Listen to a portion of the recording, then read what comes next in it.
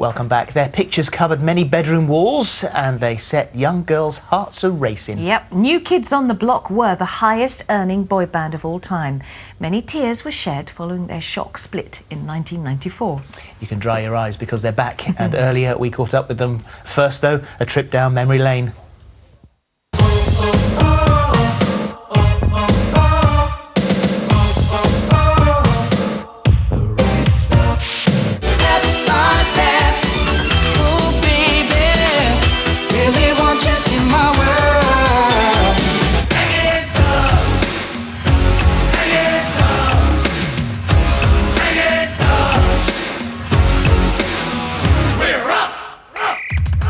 And New Kids on the Block are here looking, well, actually still gorgeous and young.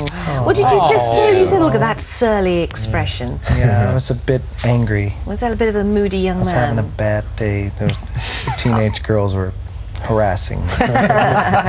Well, let's introduce everybody. I mean, this was in the late 1980s when 500 young men were auditioned to create a new band, the New Kids on the Block. You're off by 492, actually, but that's fun. Yeah, that's one of the myths of the group. That. There were actually only 8 people awesome. that ever met.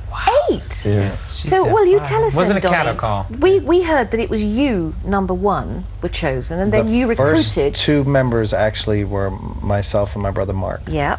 And Mark, you were 15 and he was 13? Yeah. Yeah. I actually may have been 14 and 12, but something like that. Yeah, Mark decided he didn't want to do it very quickly on because he really didn't have a knack for singing at all. And the Knight brothers and Danny were friends. We'd known each other since grade school. I mean, since 8 years old, 7 years old. So, you know, through time and relationships, we all connected. And then we had another member who was a friend who fell out, and Joe. And there maybe one other person may have met for the group. It's amazing, isn't it? Jonathan and Jordan knew the brothers. How old were you at the time? I was 14. So you were like 15 and a half. Incredible. And then we've got Joey and Danny at the back. And Danny, you were... Bringing up the rear. Probably 15 at the time. 15. Yeah. And Joey, you were brought in last of all at only 12. At only 12. Didn't your parents all go, what are you doing, boys? No, because it was really just an after-school thing. It wasn't, you know, we weren't thrown on a tour bus and, you know, off we go. We really toured and did shows in Boston for 3 years or so, and kind of got our, just became a group and learned our craft. Well, you became huge so quickly. At one stage, I think earning more than Madonna, more than Michael Jackson, winning award after award. And by the way, this isn't the first time that you and Philip here have worked together. Have a look at this. In the entire world. So, who's this then? I can tell you at number 5, Beats International, 4, Erasure, 3, Technotronic, 2 was Bros, and at number 1, New Kids on the Block! But thank you very much. It's a great honor to be voted this every year. We could get on the Concord thing. We could do that. I will be there in 3 hours. Just stay there. You want to go? Yeah, let's go. All right, we're going to get on the Concord right now and come over right next to I don't know about Concord. I think they're going to need the space shuttle to get here in time. It's funny when you look at that. The only thing not around is Concord. That's right. But we're all still here. We wanted to make a presentation. We even need a proper American hat to kind of Wow. Yeah, this is yeah. What kind of it'll hat do you fit. call that? You Is that a reckon? brown derby or a... Look at that. Look at how smart you look, huh? That's okay? Very proper. Better than that one. Much better than that But one. we had all had fashion faux pas back then. So. There are a lot of guys that we've had on the programme who had massive amount of success and then broke up and got back together again. Take That, of course, is the big example. Who have said it was fun first time round, but we never got a chance to enjoy it. We took it very seriously. Do you think you'll enjoy it better this time around than you did the first time around? I think it would be a tragedy if we don't enjoy it this time around. Yeah. I think we're very fortunate.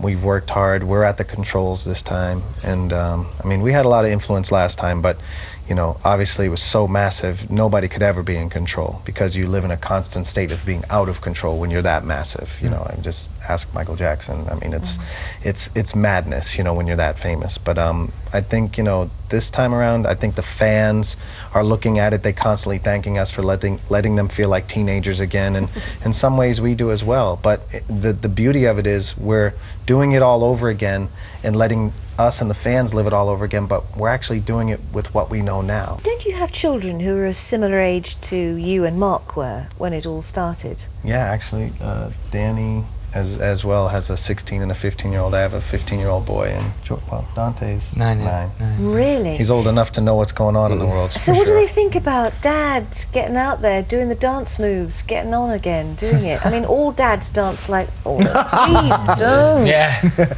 No, my kids think it's pretty cool. My daughters tell their friends that I'm a rock star.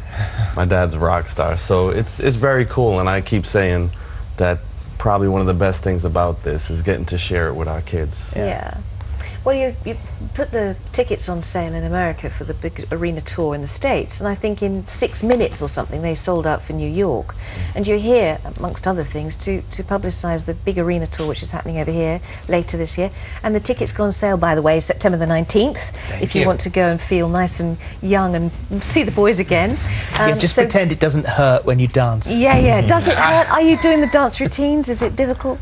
I think it hurts after. We're not jumping around like we used to. I mean, I think we're striking the right note. You know, there's a balance there, and but it's going to be exciting. We're playing all the old stuff, and you know, we got a great new album that we're excited about. So it's going to be a nice balance. And a new single as well, Summertime, which has been out this last week, I think, in the UK. Yeah. And is steadily climbing the charts. No, that's The Block.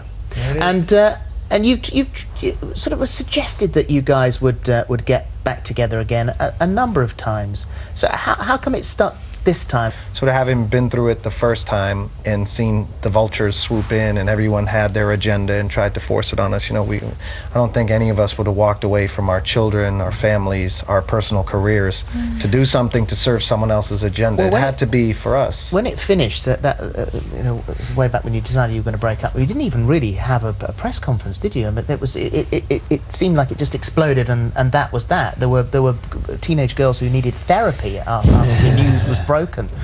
What happened? We just kind of all agreed that it was time to part ways and, you know, go off and do our own things and, you know, spend time with our kids. And it was, life is big, right, Danny? Life is big. It's more to life than the new kids. So we all did things we're really proud of, and just had to do that. If we didn't do that, we wouldn't be back here now and enjoying it and doing it like we are now. Well, that's the great thing, though, to go and have life and mature and become the people you should be. I mean, we know, Donnie, of course, an actor, Band of Brothers, amongst other things. You've just finished a new movie, which you literally come from the premiere for in the States, which is called Righteous Kill, with a couple of new actors, De Niro and Pacino, something.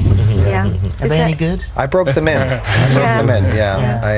gave them some crash course on how to work with an icon and legend. And I showed them some of my acting trophies. Nice. My high school acting awards. And I let them hold them just to imagine what it might be like one day if they stay on the right path and continue with the dedication. Guys, it's a pleasure to see you, and thanks very much indeed for coming today. The very best of luck. We'll look forward to seeing you when you are back with the tour. And we know that your big tour starts in the States and Canada, but we'll see you when you come back over here. And good luck with the album. We can't wait. Good to see you. Thanks very much.